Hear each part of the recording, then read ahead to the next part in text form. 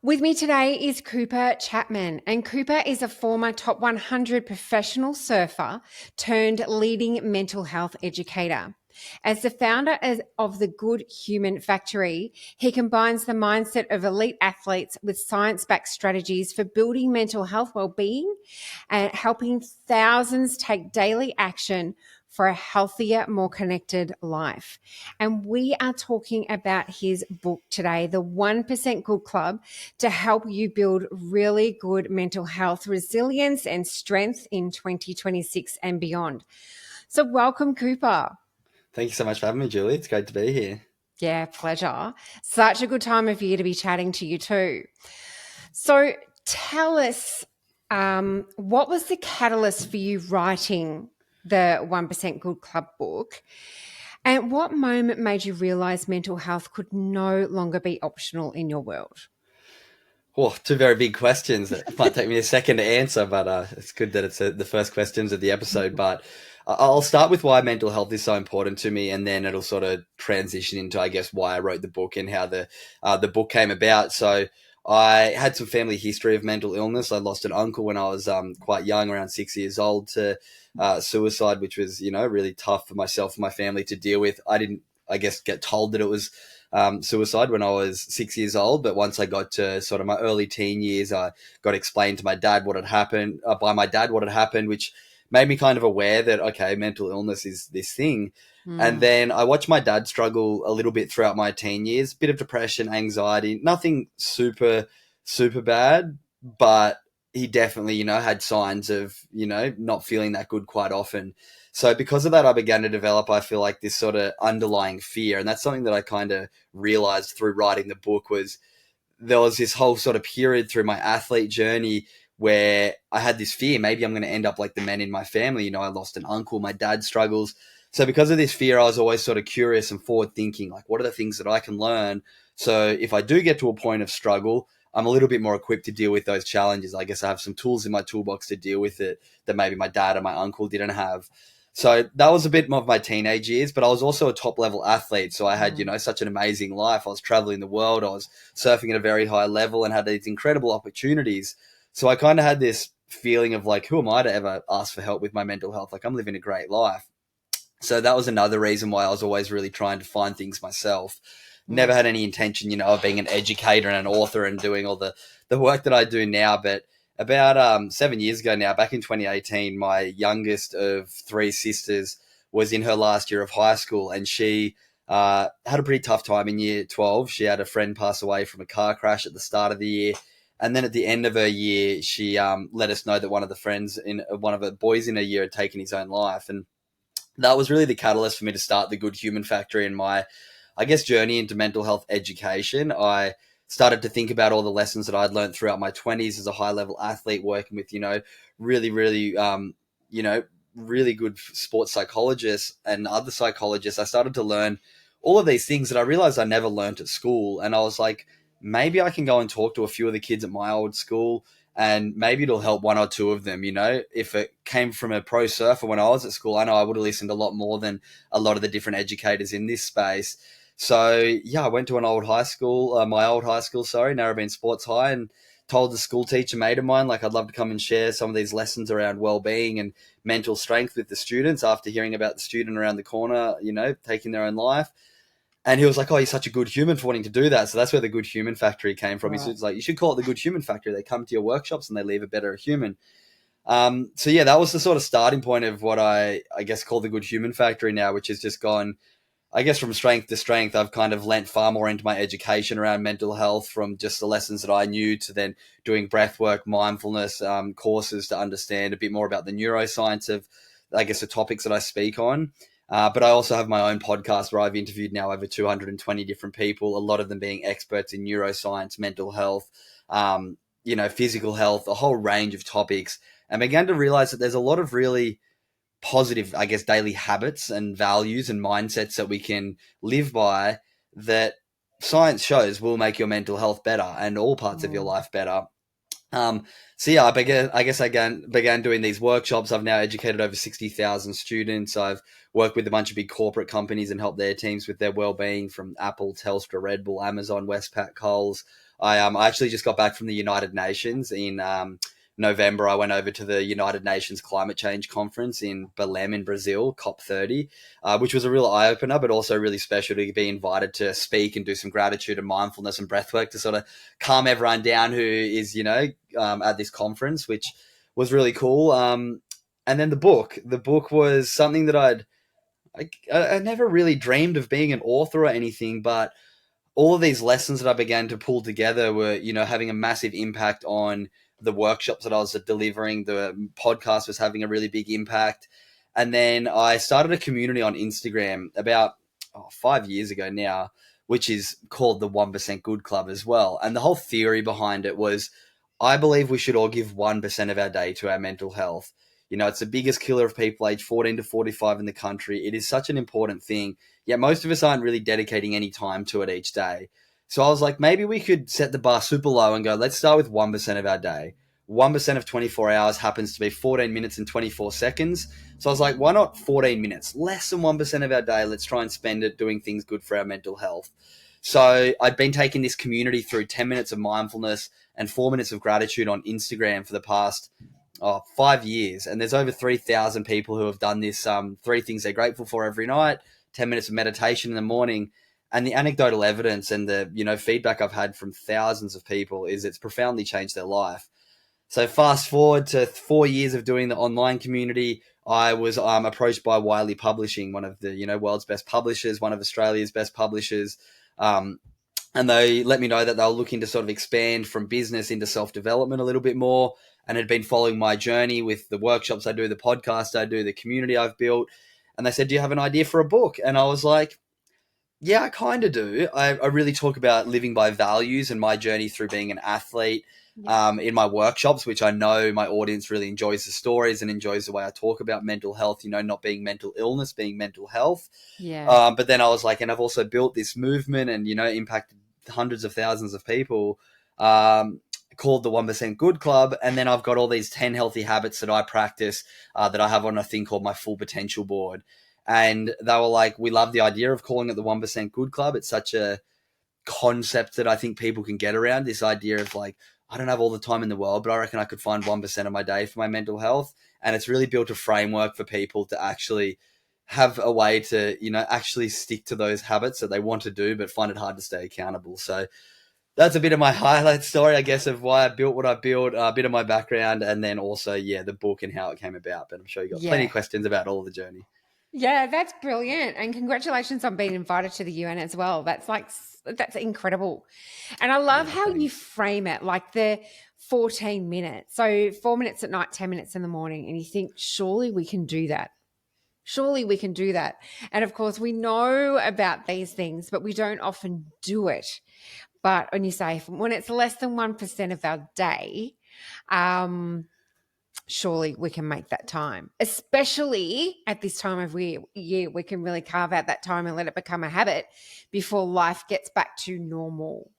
Yeah, absolutely. I think, being fresh in the new year, it's such a great time to create those New Year's resolutions. But I think it's like most New Year's resolutions are failed by February.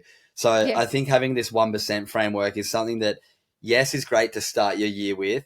But I Yeah. think it just builds this like foundation of, if you've read my book or you're part of the community, you're just forever part of the 1% Good Club. You know about this theory of giving 1% to your mental health. So it's not about being perfect. I miss days for sure. I'm so busy with all my travel at the moment that I've had days where, I haven't found the time to do a bit of exercise or do my breath work or mindfulness. But I think the book really sets up, it's not about being perfect, it's about Yeah. progress. It's about what are you doing each day to walk against the treadmill of life. There's going to be days, it might be weeks, it might be months where you might not do much. But then just having that framework in the back of your mind of, all right, let me get back to just my 14 minutes, a little bit of mindfulness in the morning, maybe some breathing, a bit of exercise, spending time in nature. The book really opens up all of these different things that you can try, the science to understand why they help you and what they're going to do for you. But then also, like, here's a bite size amount. Start with 1%, do a few of them, see what works for you. If it's feeling good, maybe you can bump it up to 2 or 3% a day if you can find the time. But I think 1% is just that framework of really moving from mental health awareness to action. Everybody gets around the mental health charities. Everybody's really big on trying to encourage people to Yeah. seek help and supporting your friends, spotting the sign, which is so important. But it's like, what am I doing for myself? Yeah. And I think 1% should be that baseline that we all start to aim for. Absolutely. And I'll be sharing the links to your podcast, the Instagram, and also where people can get the book on the show notes. So thank you.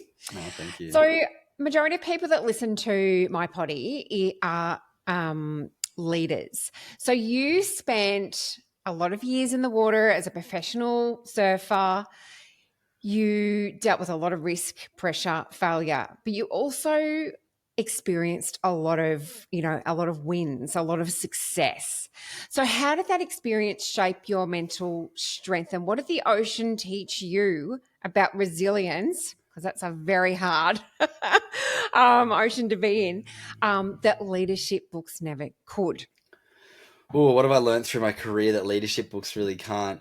I think one of the major things you said in that little sort of spiel there that I won a lot. To be honest, in surfing, an individual sport, I didn't win that much. I traveled internationally for about 10 years and might have won one or two comps overseas. So I actually lost a lot more than I won. And I think that's something that I learned is how to sort of fail forward and not to base your self-worth and your identity and your well-being on your career and your achievements. And that's something that I learned in a, pretty harsh way. I used to ride, I called the roller coaster of sort of well-being. If I was doing well and I had sort of wins, I felt like I was a good person. And if I was not getting these wins or not getting the promotion or not getting the desired outcome in situations, then I felt like a failure as a human and as a person and my whole like being.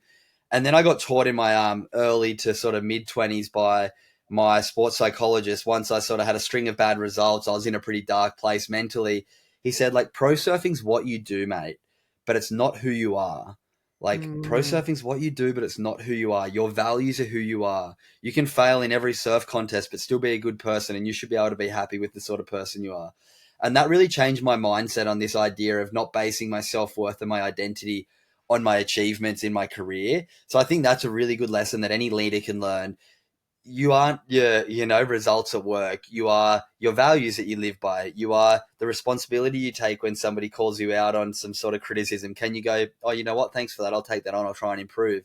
Are you grateful, or are you looking for the negatives in life every day and you're a good person to be around? Or are you the pessimist at work that's always angry, that's always frustrated that things aren't working out?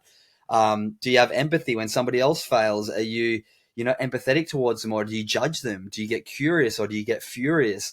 Like, these are the things that I think matter more than results and achievements now. Are you mindful when somebody's talking to you? Are you present, or are you distracted on your phone? Can you actually engage in, deep conversation with your friends, with your family, with your clients? Or are you just surface level trying to, get ahead? And then the last value that I always really talk about is kindness. Like, are you talking kindly to yourself? Are you giving yourself, the benefit of the doubt that if things don't go well, it's all right. You tried your best, move on to the next thing.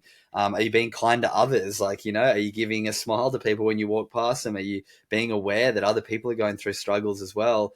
And are you being kind to the environment? Another big one. Like, are you trying to live a sustainable life and, minimize your impact on the planet? So they're sort of my 5 fundamental values for good mental health that I've sort of transitioned from my self-worth being based, how well can I live to these values each day compared to results and achievements. So I think that's a really big one for leaders.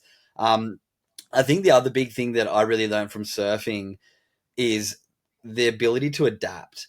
Surfing is one sport where you can have an ultimate plan and you can paddle out and the waves can completely go somewhere else. So you have to learn to think on your feet and feel like there's no normal. There is just sort of what's happening in the present moment. So how well can you be fluid and adapt when something changes? Instead of getting furious at it, get curious. Oh, I wonder why that happened. What can I do next time to tweak and go in a different direction? And that's what I feel like this idea of living in this sort of hero mindset rather than a victim mindset really comes down to.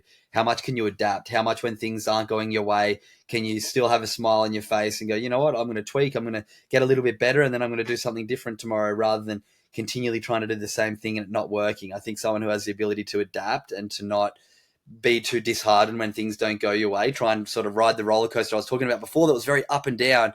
Now it's a Yeah. lot smoother for me. I still have my ups and I still have my downs, but I guess I work with inside my window of tolerance. I'd feel a lot more. I'm not in that, hyperactive. I'm not in that sympathetic nervous system too long, and I'm Yeah. not in the parasympathetic too long. I really try and using the habits and the values I live by, find that sort of balance in between. Oh, there's so much in that response that leaders can really take, because so many people attach their identity to their job title. They, as you say, the performance review, the KPIs, really determines their success. So there's so much that people can take in that, and that adaptability. And as you said, being kind to yourself, speak to yourself like you might speak to your best friend, which is hopefully good, but speak to yourself as your best friend. Just be kind. We're Well, that's the human. thing. Like you say, you're not always, you still ride waves. We're human. We're going to do that, and that's Of okay. course. Yeah, Yeah. absolutely. And I think a lot of us forget that the only person who ever has to live inside your head is you. And Yeah. not enough of us work on that relationship. It's the most important relationship we'll ever have. And that's why I really encourage mindfulness practices, encourage getting in nature, switching off from technology, all different themes that I talk about Yeah. in my book. And I'm not saying do it all day, every day. Not at all. It's just finding those micro moments a day and stacking them on top of each other. And then it allows us to build that better relationship with our mind. And then you're the only one who lives there every moment of every day of your life. Like, how can we start to make it a happier place? Be a bit kinder to ourselves, look for the positives in the world rather than the negatives. And this comes with practice. Yes, absolutely. So there's a really fine line between ambition and self-destruction. And, you talk about that in your book, but where do you see people crossing the line the most, especially in high performing and competitive environments in business? Because, the rates of burnout are rising. So it's like that. We talk about balance. I don't believe in balance, but Mm-hmm. it's like, how can we set ourselves up to not be destructive when we're climbing that corporate ladder? It is a tough one, and I mean the easiest answer is making sure that you're doing something you love, and then it doesn't feel like you're working Yeah. that often. But obviously, not all of us have the luxury to have a job that doesn't feel like you're working every day. Most of us, have a job that we have to go to and hit those KPIs and hit those performance things. But for me, to avoid the burnout, it's the little things you do outside of the workplace. It's before work. Are you setting your alarm right before you have to wake up and having a quick shower and race into the office and being frazzled, or are you trying to prioritize a good amount of sleep, have a little bit of time before you go to work, do something that can regulate your nervous system, so when that moment that normally you would get really activated at work and frustrated and the email comes through and you want to get angry at it, you go, oh, I've got a second to take a breath, like it's not the end of the world. And really Mm. having that mindset, and it's a bit of a catch-22, but this is just the sort of mindset that I really carry in life, is like Mm. everything matters, but nothing matters. Like, Mm. it's like at the end of the day, we're flying on a rock through the middle of space and we've kind of made everything up and just overcomplicated everything in life. And we get so overwhelmed with stuff that at the end of the day, nothing really matters. Like, in Mm. a weird way, like I understand a lot of the work I do matters, the impact it has matters, but yeah, it is what it is. So trying to like have that mindset of like, it's so important to be ambitious and have drive and goals, and that's because that's your personal preference of what you want to get out of life. But somebody can be living in a forest as a monk in the Amazon, and what's different that their life is, how is their life and ambition different to or more important than ours? So I think just trying to have this like perspective of like, yes, it's so important to care about your work and be ambitious and really want to make impact and really want to, grow what you're doing, but also having at the back of your mind, but if I need to take a day off, it's all good. It's like, if I need Totally. to, just switch off for a day, if I need to go and, just not worry about my work for a day, it's okay as well. And I understand different industries and different people's jobs aren't like that. But if you do have the flexibility to take a day if you need it, to go, you know what? I need to really settle into my habits again. I need to take a weekend off where I say to all my friends, sorry, I'm busy, but my busyness is me doing nothing at home, washing my clothes, cleaning my house, switching off, like giving yourself the grace that you need times to switch off. And I'm a a good and a bad example of it, because as much as I definitely do practice all these habits and have these foundations that are incredible, my last month has just been insane, from book launch to going to Brazil, 55 hours of travel each way, then having like two different trips to Sydney in the last 5 days. I've got like so much on my plate. So I understand and empathize with people who are just on the grind right now, because I have been going through that a lot too. But hopefully, while you're listening to this podcast, everyone's had, a bit of time over the holidays to rest and recharge and really build that foundation heading into this year of, I'm going to prioritize myself as a foundation so that when I'm at work, I can show up better. And that's where I think the book and this concept of 1% is a really good starting point to start your year of, all right, let's start each day with 10 minutes of mindfulness, finish each night thinking about the positives in our day rather than Mm. looking at the negatives. And then it gives you that best sort of framework and foundation. So when things get challenging at work, you're like, okay, I can Yeah. come back to these little things that I've got. And that's the other thing in the book, the little breathing exercises that might take you 1 or 2 minutes, the little mindfulness exercises, these little moments that if we don't have them throughout our day, they really start to pile up, and our sort of, I guess, bucket gets really full of all of these different stressful things. And then we overflow at the end of the day. It's how do you continually empty the bucket all day? Yes, I love that. And look, what you were saying is definitely a lesson that I learnt through my cancer journey. So when you're hit with something like that, um, your world does stop. So, the business had to stop. I couldn't do what I needed to do, and the world didn't end. Like my business didn't fall apart. So it was I don't want people to have to experience a lesson like that, which is why I'm really passionate about being proactive about these Mm. practices.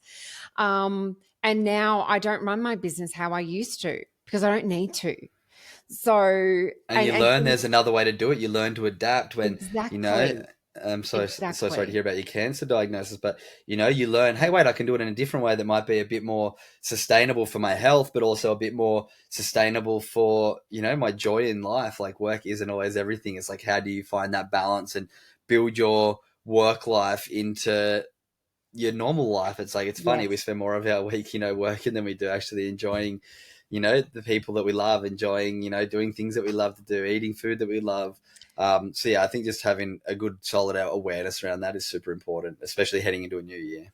Yeah, exactly. So you've shared a lot of like the mindfulness, the breathing, the gratitude. Are there any other practices that people could, include? You did mention something which is about eating, which I'm quite passionate about, and Hmm. nutrition, which is in your book as well. For What sure. else can people be doing to really set themselves up for mental resilience this year? I think I'll give you three more. So breathing, mindfulness, and gratitude are just Yeah, such great foundational things that yeah. I encourage people to look into. You can find out more about the book, a few really simple practices, how to add it into your day. Um, but I'll give you my other three that I think are really important. Nutrition's one too, but I'll leave that because I think everyone knows that nutrition's Yeah. important to, try and eat whole foods, try and eat foods that aren't processed and, get a good diet in. But I'd say my other three, exercise, once again, a very obvious one, but just moving your body every day, getting some sort of movement is super important. The other one that I think is a really low hanging fruit that a lot of us are missing is spending time in nature. And it doesn't have to be a half an hour walk in nature. It can be spending 5 minutes with your shoes off. If you live in a building block and you don't have grass around you, going for a walk down to the park and taking your shoes off and feeling your feet on the grass, or even when you walk past a tree, just putting your hand on a tree and feeling, I don't know. There's something about being in nature, and you'll see in my book. There's some incredible studies that show the electromagnetic energy that our body builds up from being around electricity so much, and devices in our pocket, and power poles over us, and appliances. Like there's so much electromagnetic energy around our body, and when we touch the earth, it grounds it out of us. It gets rid of all of the inflammation sort of energy in our body, and makes us just sort of grounded. Is a word. And Yeah. look it up, look the science up. Don't be like, oh, what's this ex-surfer guy telling me about grounding? Type in on YouTube if you've never heard and you think like, what's this guy talking about? Type in on YouTube the science of grounding, and you'll be blown away. Like it is the lowest hanging fruit, I think, to just spend a few moments each day. It can be a minute where you put your hand on the grass, where you put your feet on the grass, and just sort of let the body relax into nature. So that's a big one. So yeah, exercise, a little bit of nature, And then I'd say the last one is just some sort of deeper connection with somebody in your life, whether it be your partner, whether it be your kids, whether it be, a friend that you haven't spoken to. Try and do at least a few times a week. Have a conversation that's a bit deeper than what's going on at work or the things that you're doing. Talk about like how you're feeling, like to your partner, to your friend. Have that deeper connection, deeper conversation. Because Mm. I feel like with social media, with the world we live in, we've got a wider amount of friends than ever before, and connections and acquaintances and people we follow, but we're losing the depth. So I think it's so important to have those conversations where you sit down with our technology, look somebody in their eyes, talk to them, and get to, you know, go a bit deeper. So there are three Mm. things. The depth one, obviously, we don't all have that opportunity every single day, but prioritizing that, if it's, once a week, really trying to have a phone call with someone you haven't spoken to recently, and just realizing like that's the importance of life. Those connections we hold with others, the connection we hold with nature, the connection we hold with ourselves is the real importance in life. Yes, I love that. So we've spoken about the things to do. What would you say is one thing that people need to stop doing if they genuinely want to start doing this and really protect their mental health? I think the thing that we need to all stop doing is judging ourselves first and foremost, Mm. and judging others. Like inner peace is happiness to me. How do you build that mindset where when you miss a day, you don't go, oh, but start getting Yeah. angry at yourself, getting furious. Once again, I'll say that three words again. Try get curious, not furious. Like, oh, why did I miss the last couple of days? Oh, it's because I haven't really eaten good food. Okay, I'll get back onto the train now. Being kind to yourself. So I think the first step is just not judging yourself because, as I've said before, like, you're the only person in your head. Nobody else knows what's going on in there. Why not try and make it more positive? Give yourself the benefit of the doubt. Give that little bit of optimism in your mind. But then also towards other people. I just see so much judgment and hatred towards others, and it just is like putting rocks in your backpack that you carry around. And I see so many people, resenting others, which I get. People are wronged and people do things that we don't agree with. But if we can have empathy for them, like, why are they doing that? What have they gone through for them to think that was an okay action to take? Once again, get curious about it rather than furious at them. And then you just sort of take back the control instead of letting your emotions and anger take over. You sort of get to step back and, have empathy for others. So I think Mm. having that mindset of like not judging others. If you lived every day in that person's shoes, you'd be doing the exact same thing that they're doing right now. So just trying to understand that, we've all been on our own journey. We all look through a completely different lens based on our experience, based on our self-belief, based on our journey. So if we can try our best to have empathy for others, then it allows us to have more empathy for ourselves too. So I think to step into this, I guess, new lifestyle, if say you want to call it, if you want to jump into this 1%, like the goal is not to completely turn you 180 degrees around. Imagine you're a ship out in the ocean. Our goal isn't for you to turn around and go back a different way. The goal with the 1% concept, the goal with these small mindset things I talk about, is about just nudging you in 1, 2, maybe 3 degrees different direction. But then it's on you to do those habits every single day or at least weekly. And that consistency is where you move the ship in a different direction. And you end up over 1 week, 1 month, 1 year in a far different place than you would have been if you continued heading in that straight direction. That few degrees different direction, compounded over time, ends up in a different place. So it's not about completely changing your life. Start with the 1%. Growth is incremental. It's those little steps we take, but then it becomes exponential. When you stack them on top of each other, in 6 months, you won't know yourself. You'll be a completely different person because of those small little shifts you make every day. And that's where I think that 1% concept is such a great starting point to, if you've read the book, right, there's sort of the first part of the book is all about mindset and how to view the world through maybe a bit of a different lens. And the second part of the book, or the first is that, the second is sort of about building a social movement and the importance of service to others, the impact that's going to have on you. And the third bit is here's the 10 healthy habits and the framework that you can have to start to steer that ship in a different direction. So yeah, that's I guess my answer to that question. And that was a brilliant answer and such a great note to finish our chat on, Cooper. Thank you so much for everything you're doing in this space and for being, sharing your story and your messages and for making things so simple. And I'm really looking forward to hearing the listeners' feedback about your book and the potty. And thank you so much for being part of Leading You. No, thank you so much. It's been an absolute pleasure to have a chat with you, Julie. Hopefully everyone learnt one or two little things, but most importantly, sort of reflected on their own life. Anything that I do is hopefully just to inspire people to look in the mirror a little bit. What are the things that I can tweak to make my life a little bit better, make the life of those around me a little bit smoother? But yeah, if anyone wants to learn anything more about the work that I do, I'm sure it'll be in the show notes, but just thegoodhumanfactory.com. You can learn all about the wellbeing workshops that I deliver. You can also get a copy of the book over on the website. And yeah, hopefully people enjoyed the chat. Absolutely. Thanks, Cooper. Thanks so much, Julie.